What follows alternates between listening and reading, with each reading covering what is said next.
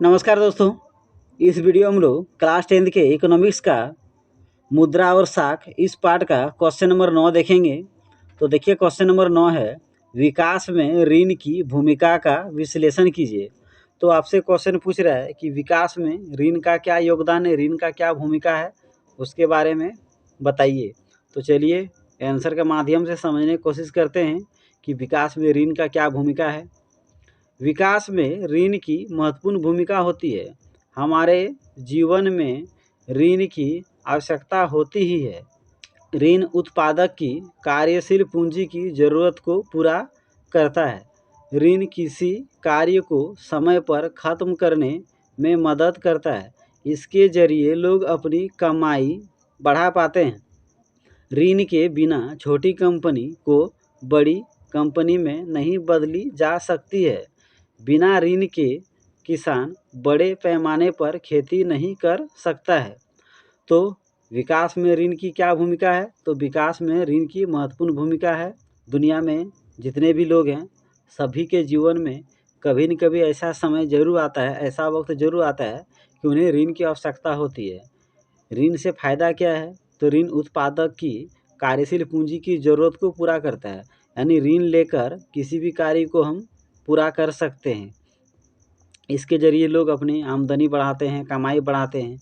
अगर लोगों का आय बढ़ेगा, लोगों को कमाई होगा, तो इससे साफ बात है कि देश का अर्थव्यवस्था मजबूत होगा। देश का अर्थव्यवस्था मजबूत होगा तो देश विकसित करेगा।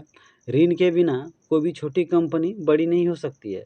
आप अधिकतर देखे होंगे कि छोटे व्यवसाय, छोटे कंपनियां ऋण लेकर अपने बिजनेस को, व्यापार को और विस्तार करते हैं, फैलाते हैं, जिसके कारण वे धीरे धीरे बड़ी कंपनी में बदल जाते हैं।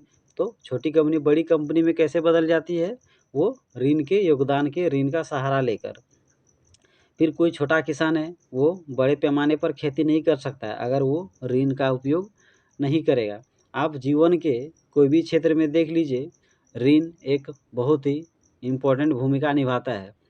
आपको अगर कार लेना है तो आप ऋण के द्वारा कार खरीद सकते हैं और आरामदायक जीवन जी सकते हैं।